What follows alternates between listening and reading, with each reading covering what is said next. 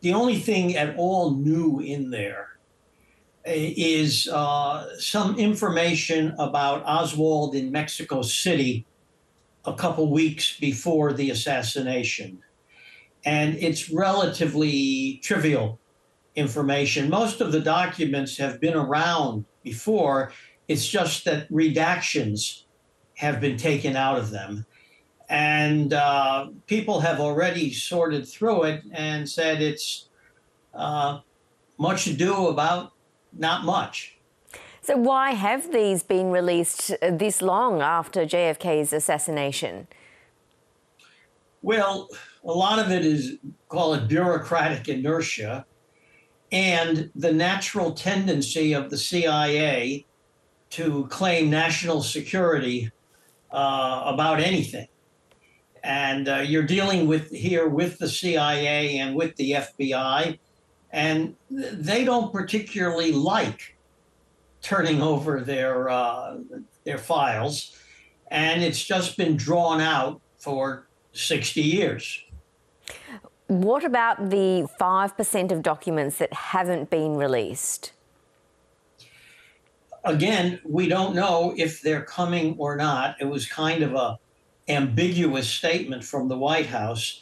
Again, it is subject to, and this is really hard to fathom, continued claims by the Central Intelligence Agency regarding national security concerns over something that happened 60 years ago.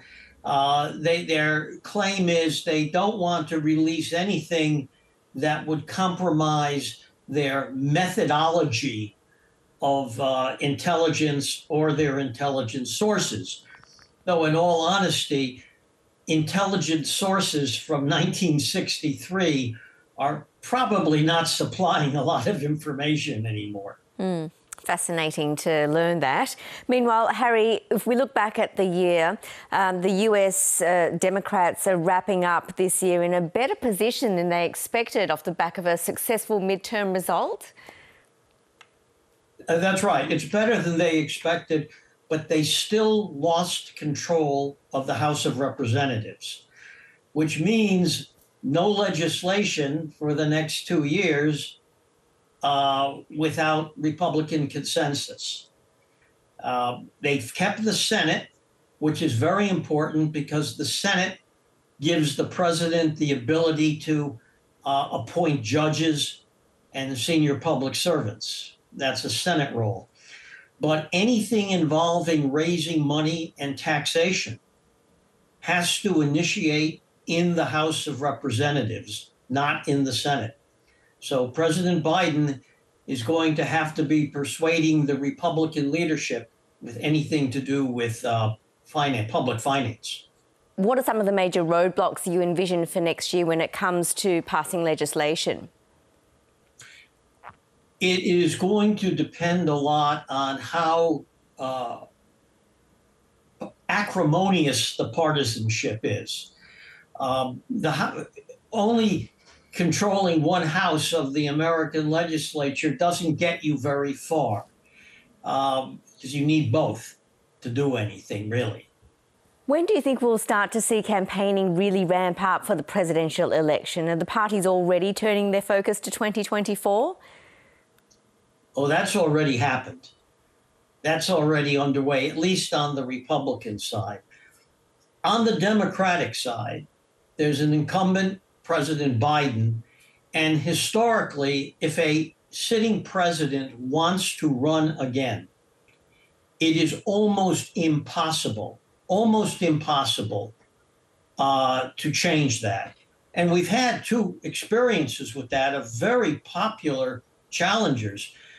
Senator Edward Kennedy tried to challenge President Carter in 1980 and failed.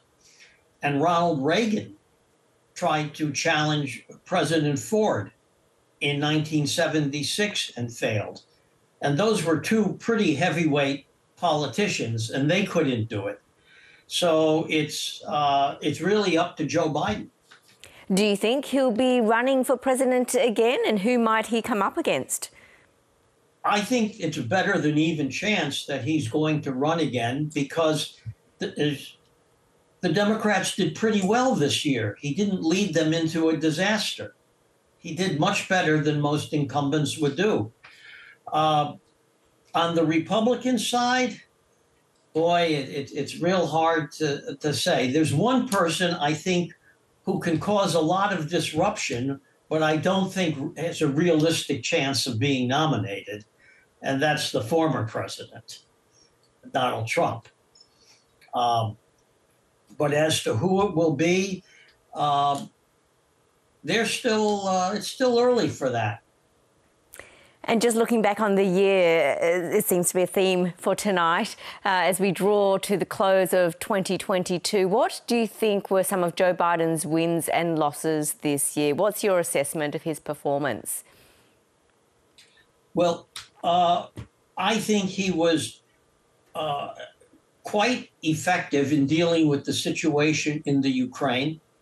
He committed the U.S. at an early point to supplying materiel, high-tech supplies, but not troops.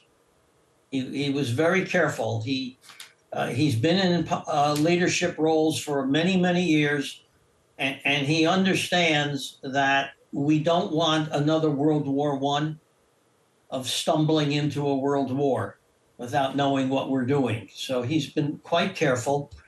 And politically, I was extremely impressed on how he used the Supreme Court's decision reversing Roe v. Wade as perhaps the defining issue in the midterm elections, avoiding the Republicans taking both houses of the legislature. So I would say he was in the Senate, I think, for like 40 years, and it shows. It shows. Well, Harry Melkonian, thanks so much for talking to us tonight. We really appreciate it. Well, thank you.